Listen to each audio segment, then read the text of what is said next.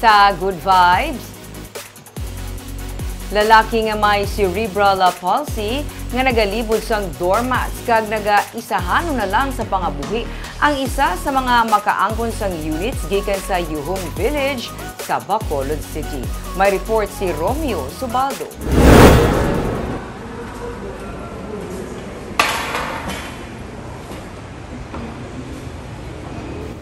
Apat na katuig ganagatinian sa Bacolod City kag nagarenta sang boarding house sa Barangay 35 ang 39 anyos nga si Jomar Viloria. May cerebral palsy siya.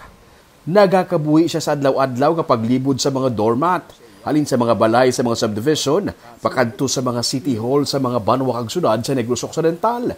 Ginalibot niya ini, bit-bit ang iya nga stroller nga ginakargahan sa mga doormat. Pati ang Bacolod City Government Center, iya man nga ginasulod.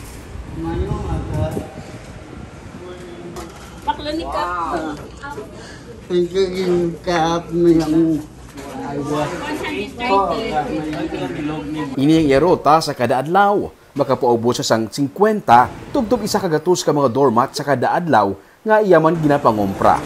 Pakalambot ko sa bago, Lakalota, Escalante. Galabot ka pa sa Escalante? Victoria. Libod? Kundi in my government center or city hall munisipyo dito ko Libod. Tiyarog na sakyan mo? Ikakumyod. Sang makabati siya sang balita nga may housing project ang lokal nga panguluhan sa Bacolod, nag-apply siya. Simple lang man ang handom ni Jomar sa kabuhi nga makapauli sa balay nga pagkatawag niya nga iya. Gusto mo man dali ang makabalay sang akon kitbala nga ini nga wala ka so kung hindi mo kalagihan. Walang komportable ko wala sa uli nga may iskalan ko, may pulian ko. Gani, nagkadto siya sa Bacolod Housing Authority Office, nagsabit sang requirements. Isa sa mga requirements, dapat pag-ibig member. Si Jomar, nagabayad na galingadaan sa bulanan niya nga kontribusyon sa pag-ibig. Gintawagan siya sa pag-ibig, kagin-validate. Masunod nga nagtawag ang BHA, kag nagpahibalo nga kwalipikado siya kag sarang siya makapanag-iya sa housing unit. Gusto niya mag-ibi bangod siyang kalipay sa babatian ang ginahulat niya nga maayong balita. Nga lang ma-pray ka, gusto mo mag-ibi. Pero hindi ka na kahibi, Hindi ka na kahibi nga, siling-iling, ihungdon mo ibi, hindi. Pero ang buti nga tayo kagapon, nang pagwa ko ginsabi si office, nag-pray ko kay Lord. Ako doon todo ang luha ko.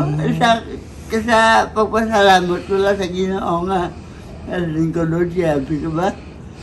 Ang Unit 110 sa Building 4 sa Yuhong Village sa Barangay Vista Alegre sa Bacolod, amo ang magakadto sa kay Jomar.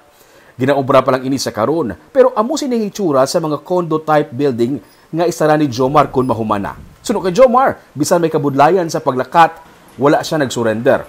Parayon nga nagapaningwa sa kada adlaw para mabuhi. Suno sa iya, sa piyak sa iya kondisyon, naghandom siya nga makaangkon sang kaugalingon nga balay, kag ang ini nga handom, malapit na lang matagaan sang katumanan.